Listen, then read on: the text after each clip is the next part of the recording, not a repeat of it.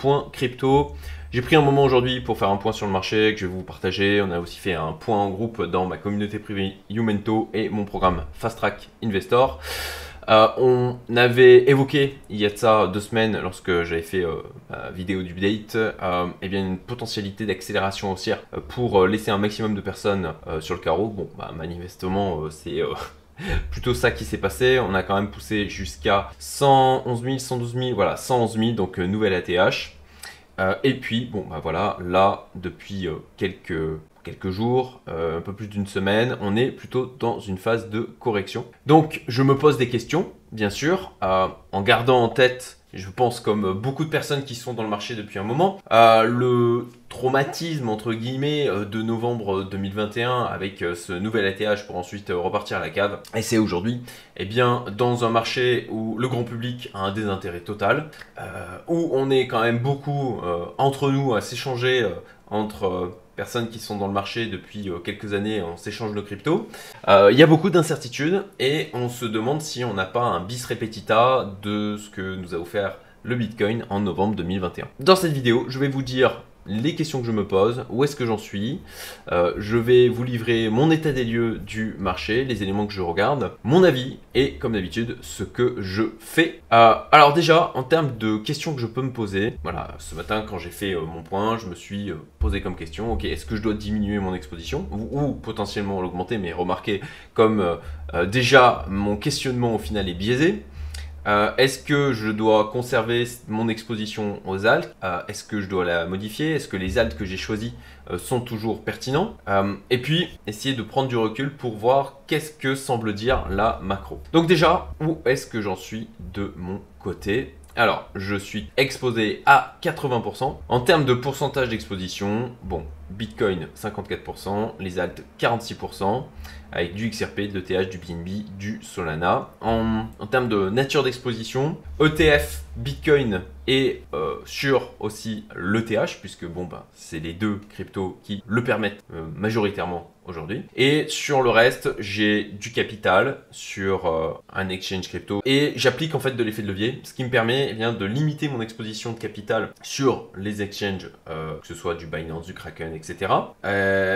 Tout en atteignant en termes de proportion de capital l'exposition que je souhaite avoir. Donc ça a 2 objectifs. La première, c'est d'éviter d'immobiliser du capital sur les exchanges crypto et aussi de limiter le risque d'exposition à un défaut d'exchange, puisque bon, si là aujourd'hui on a un scénario de type quelque chose comme novembre 2021, à ce moment-là, dans les périodes où ça se met à baisser assez fortement, où on repasse en bear market, eh bien l'histoire nous a montré que c'était dans ces moments-là où on avait des exchanges qui pétaient, qu'on avait des acteurs qui faisaient faillite, et donc j'estime que limiter comme ça le capital sur des plateformes en utilisant l'effet de levier. Alors moi je le fais pas sur les futurs, je le fais plutôt en utilisant de la marge, donc en empruntant.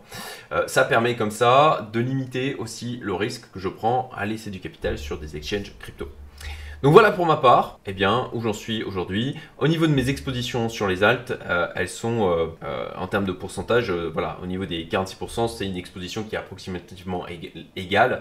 Bon, sachant qu'il y a eu des fluctuations sur les différentes cryptos, il y en a où j'ai un peu gagné, les autres où j'ai un peu perdu, donc voilà. Mais grosso modo, l'idée c'est d'avoir une exposition qui est en termes de pourcentage la similaire. Avant de poursuivre, je rappelle que j'ai un programme offert, le lien est en description, où j'explique de A à Z comment je m'y prends, comment je fais pour trouver des opportunités d'investissement avec du rendement particulièrement élevé. En tout cas, c'est ce qui peut être considéré comme élevé par des gens qui ne connaissent que du livret A ou des placements à 6% capés proposés par leur chère banque.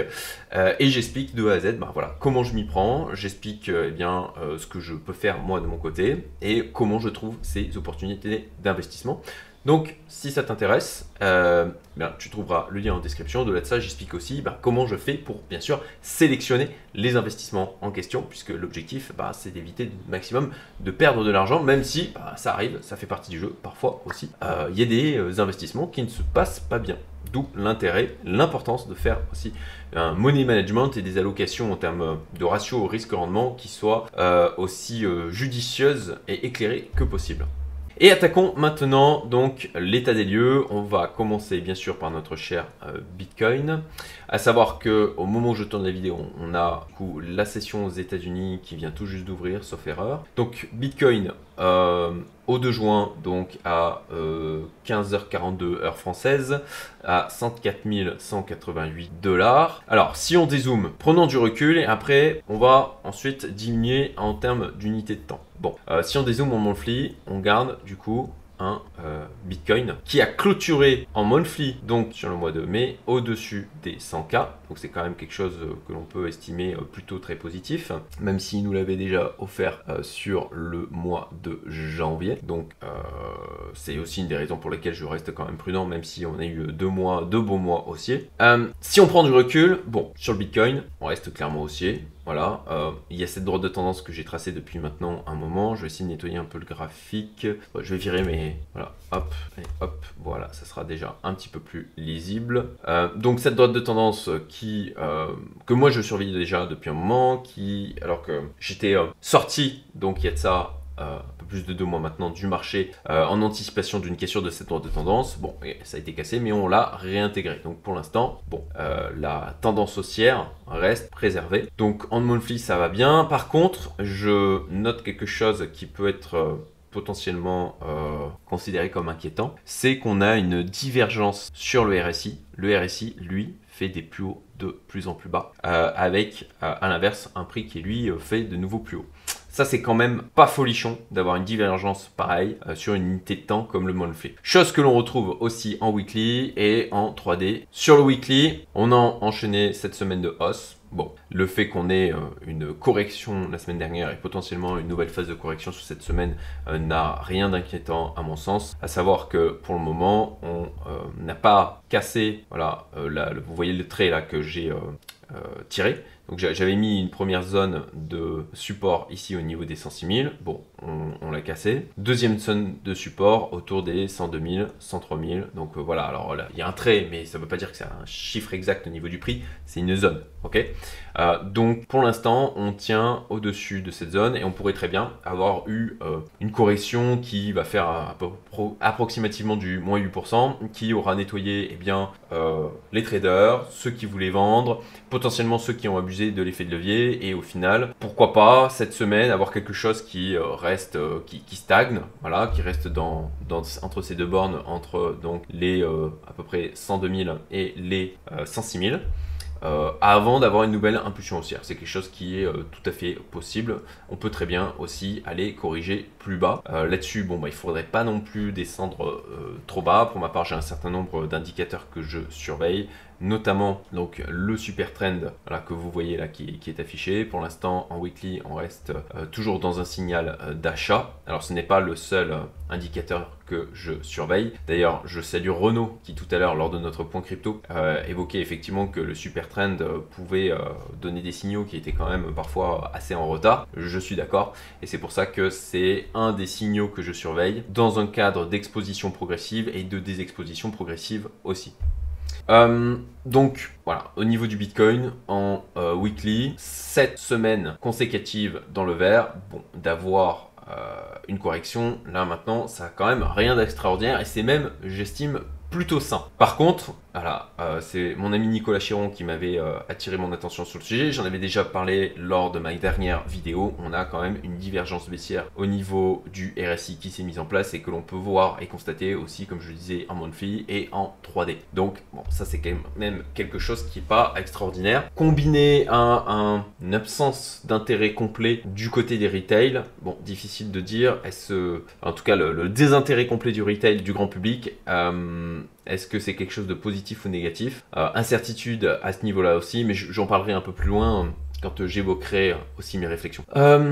Ok, si on passe en 3D, voilà. Donc, si on passe en 3D, moi, ce que je surveille là, c'est la zone des 93 000. Si on vient casser là le support sur les 92 000, bon, pour moi, ça sera quelque chose qui sera vraiment mauvais signe. Et ça fait partie d'un des signaux que je surveille pour une sortie et une désexposition du marché crypto.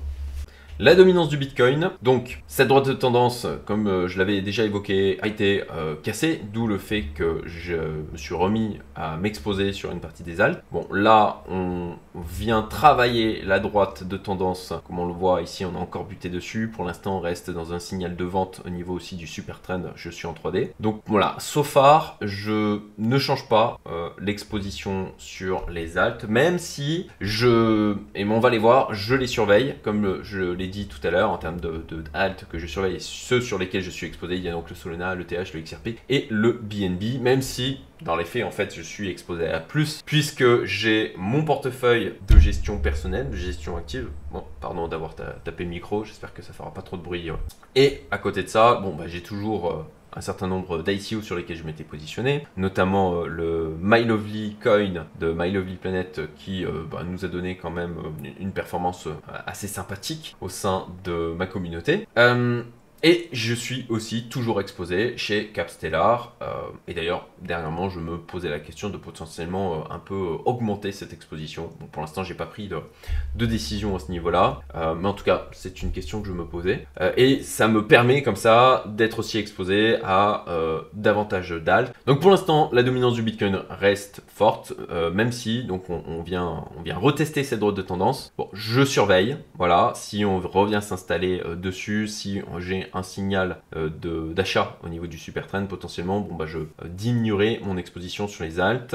Et puis de la même manière, comme je disais, je surveille les alts. On va aller voir en premier le Solana. Donc le Solana versus dollar. On est sur une zone de support. Voilà, bon, je ne l'ai pas tracé, hein, mais on a un point de contact ici. Enfin voilà, ça a été travaillé de multiples fois. Côté dollar, on a eu un signal d'achat au niveau du super trend avec une clôture 3D qui s'était fait au-dessus. Bon, là, on se fait une correction. À voir si c'est une correction pour repartir sur une impulsion haussière. Si là, aujourd'hui, on est arrivé au bout de la correction, qu'on latéralise sur le Bitcoin avant de repartir, bon, assez logiquement, on devrait avoir un Solana qui devrait suivre aussi, sachant que si je prends le Solana versus Bitcoin, alors on est sorti de ce range ici, on l'a cassé par le bas. Là, j'ai tracé une autre droite qui sert pour moi de support et que je surveille aussi pour si potentiellement aller casser à la baisse.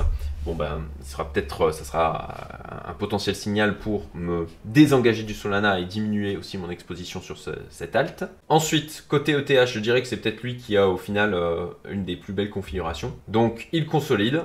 Voilà, on a fait une belle poussée haussière. Là, il consolide. Il tient plutôt très bien, je trouve. De la même manière, ETH versus Bitcoin. Voilà, pareil. On a eu un signal d'achat et là, ça consolide. Donc, bon, pour l'instant, pas d'alerte particulière.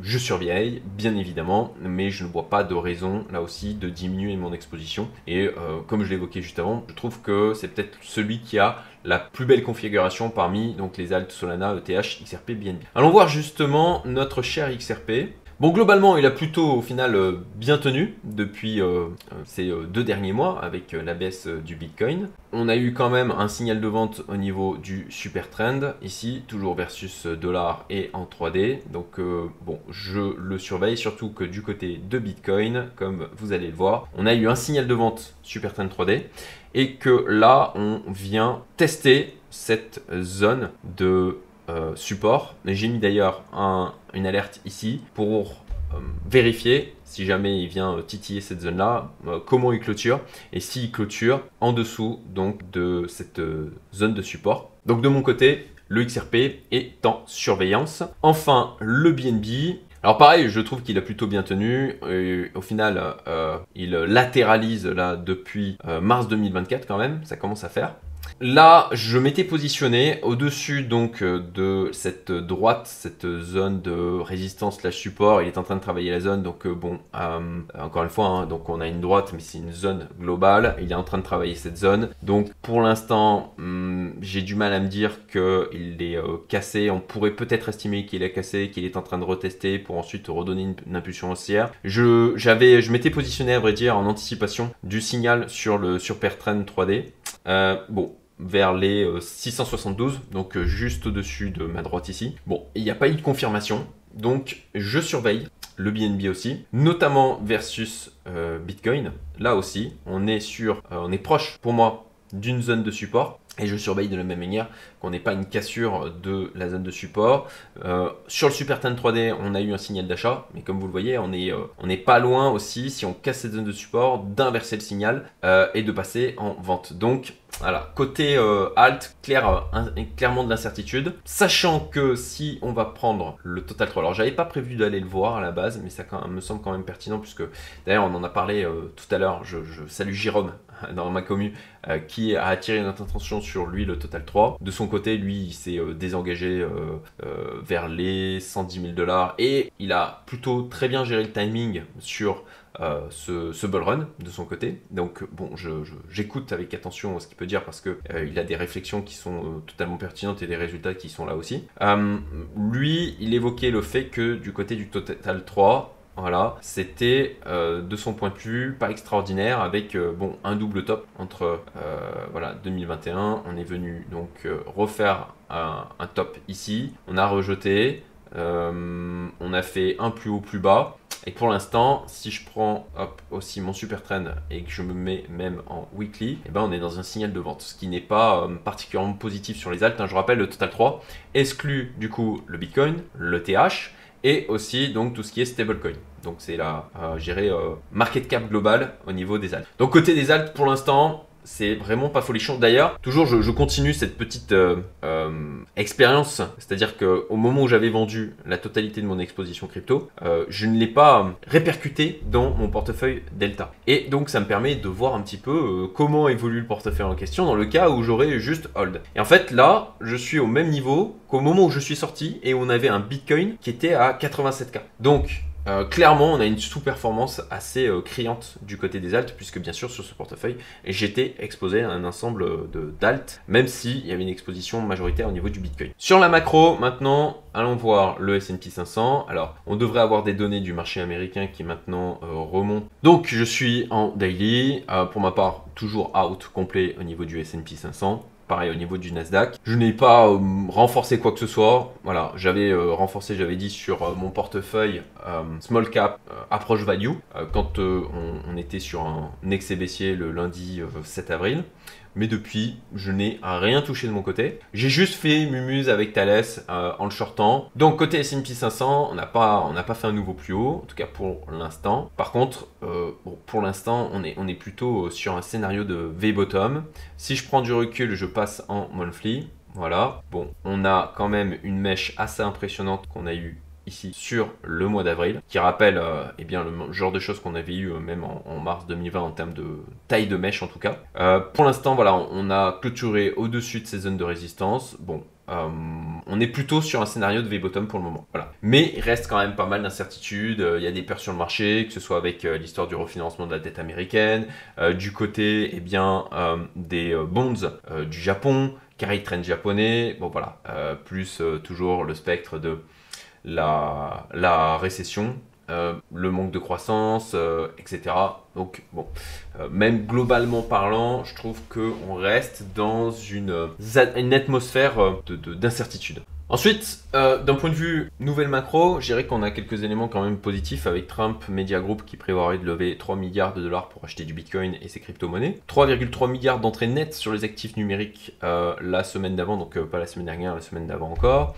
Les flux entrants qui atteignent 10,8 milliards de dollars depuis le début de l'année, ce qui est un record. Alors toutes ces infos viennent de cet article de CoinShare qui est sorti le 26 mai. Vous avez quelques datas qui sont intéressantes. Les encours sous gestion des ETP crypto culminent à 187,5 milliards de dollars, un nouveau plus haut historique. Donc on a quand même que chiffres du point de vue des versements de liquidités qui sont quand même positifs. Alors très bien, voilà pour l'état des lieux. Donc globalement, on se pose toujours la question de est-ce qu'on est sur un nouvel effet novembre 2021? Est-ce que le fait qu'il y a un désintérêt total du côté du retail, et d'ailleurs, je n'ai pas affiché le Google Trend, je vais l'afficher. Voilà. Est-ce que c'est quelque chose qui devrait nous rassurer ou plutôt nous inquiéter? Alors, on le voit à Google Trend, 5 dernières années, la recherche du terme Bitcoin. Bon, bah, on est sur des niveaux qui sont aussi bas que voilà, sur 2023. Quoi. Donc, tout le monde s'en fout. Quoi. Le fait que le Bitcoin est à plus de 100 000 $, c'est plus un sujet, c'est installé comme une normalité. Donc bon, j'ai du mal à déterminer si ça devrait être rassurant ou inquiétant. Dans mes réflexions, ça m'amène, eh bien, de nouveau à la thématique de l'épuisement des narratifs. Est-ce que là, depuis quelques semaines, on n'assiste pas à la matérialisation du narratif Bitcoin réserve de valeur? Voilà, c'est une question. Franchement, je suis dans l'incertitude comme tous les gens au final que je côtoie autour de moi. Et globalement, je dirais que le consensus, c'est d'être positionné, parce qu'il y a eu quand même de la force acheteuse, mais ils se sont pour la plupart positionnés au fur et à mesure sur des signaux, et de la même manière, eh bien, ils se basent sur des signaux techniques pour se désexposer au fur et à mesure dans le cas où on est un effet novembre 2021 à nouveau et qu'on parte dans un bear market qui soit durable avec le fameux épuisement total des narratifs du côté Bitcoin et le narratif Bitcoin réserve de valeur qui fasse plof. Un petit rappel, un marché haussier ne va pas monter en ligne droite, il nous fera douter à plusieurs reprises, et c'est d'ailleurs très sincèrement ce qui se passe là actuellement, on est dans le doute. Et c'est néanmoins comme ça qu'on construit une base plus solide. Là aujourd'hui, le fait qu'on ait une phase de correction, c'est plus que sain, c'est même nécessaire pour potentiellement avoir une continuité haussière. Par contre, voilà, c'est à surveiller, voir si c'est pas le dégonflement tout simplement, ou si c'est vraiment une respiration pour reprendre, se poser sur un support et repartir à la hausse. Pour ma part, je dirais que, bien sûr, j'espère que ça monte, hein, comme tous ceux qui regardent cette vidéo. Et j'essaye au maximum, avec, je trouve, un marché qui est beaucoup plus difficile à lire pour ma part depuis l'investiture, avant l'investiture de Trump, depuis que Trump a gagné la présidentielle. J'essaye de beaucoup plus me baser sur des éléments techniques, moins être basé sur des convictions, moins nourri par des biais et de l'émotionnel. D'où aussi, dans un contexte d'incertitude comme celui-ci, eh bien une diminution de l'exposition que j'ai choisie il y a de ça plus de 2 mois maintenant, et avec laquelle je suis plutôt à l'aise aujourd'hui. Le BTC qui reste donc plutôt résilient. Pour l'instant, on a au final une correction, on revient sur une zone de support. Bon, rien d'inquiétant, totalement normal. Je me pose la question de l'allègement sur les alts. Je l'ai évoqué sur les différents alts, les éléments que je surveille. Est-ce que je surveille aussi au niveau de la dimension du Bitcoin? Et puis, voilà, je continue de surveiller mes signaux techniques de déclenchement d'une éventuelle sortie. Donc, voilà, très bête et méchant, on va dire, sur le Bitcoin. Beaucoup d'incertitudes. Je pense que ceux qui sont dans le marché depuis longtemps, eh bien, on garde un certain, je dirais, presque traumatisme, on va dire, de ce piège qu'on avait eu en novembre 2021 avec ce nouvel ATH. On se disait tiens, ok, ça a l'air d'être reparti, puis au fait pas du tout. Dieu merci, à l'époque j'avais défini des niveaux auxquels je disais bon ok, on a une invalidation du coup de la hausse, et j'étais sorti. Bon bien sûr, j'avais quand même, en tout cas avec l'exposition que j'avais à l'époque, de la même manière j'avais fortement réduite suite à ma sortie complète du marché au 1er mai 2021, donc un niveau d'exposition qui ne me mettait absolument pas en danger. Voilà, c'est un peu la même idée là aujourd'hui. J'ai un niveau d'exposition avec lequel je suis à l'aise, et de toute manière j'ai d'autres opportunités d'investissement sur lesquelles je peux me positionner. Et d'ailleurs là-dessus, je rappelle le programme offert, lien en description, où j'explique comment je m'y prends aujourd'hui